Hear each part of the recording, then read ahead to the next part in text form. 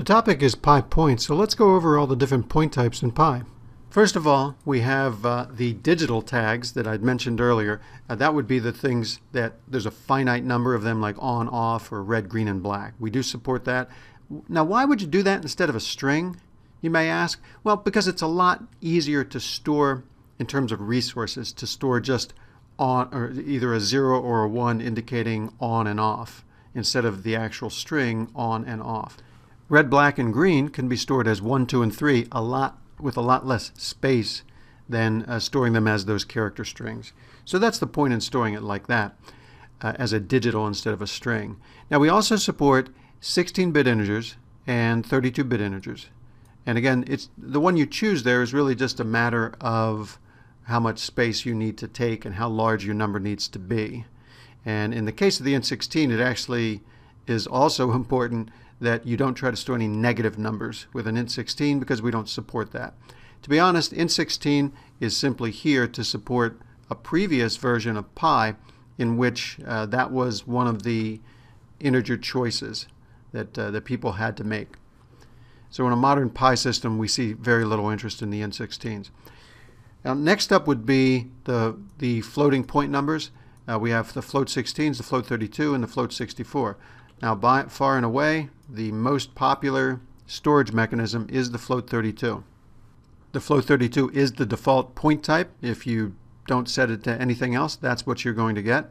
It gives you very high precision, as you can see, 32-bit single precision real, and it only takes about 5 bytes of space on disk when we store that, because it's 4 bytes for the float 32 plus 1 byte for the time offset, and that's an offset from the previous value. We're not going to get into all those details, but the float 32 is a very efficient way of storing the data.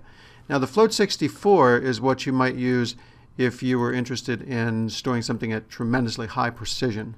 For example, we had a customer who said, hey, I want to store something from 0 to 10 million, and it needs to be accurate within 1/1000th of a unit.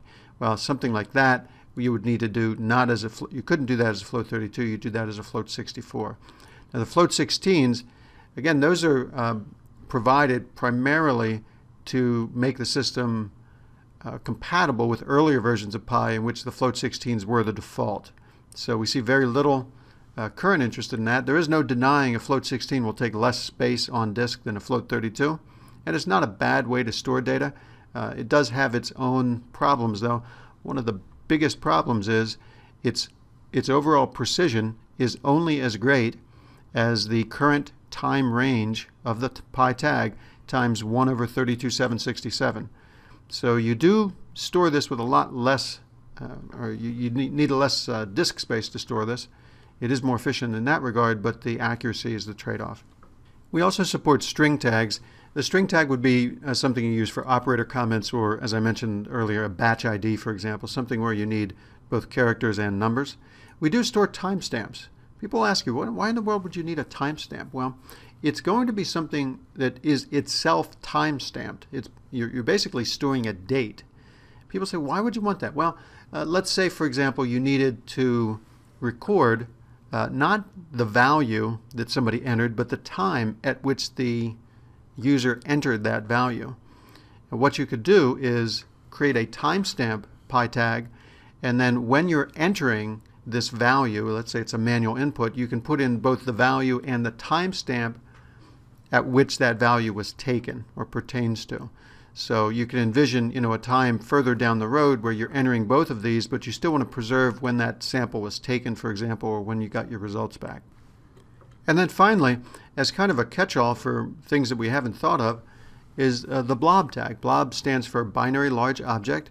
It's not particularly large at this point because it only supports 976 bytes, but that is something that basically you can store as any kind of a binary format of a value that doesn't really fit in any of these other categories.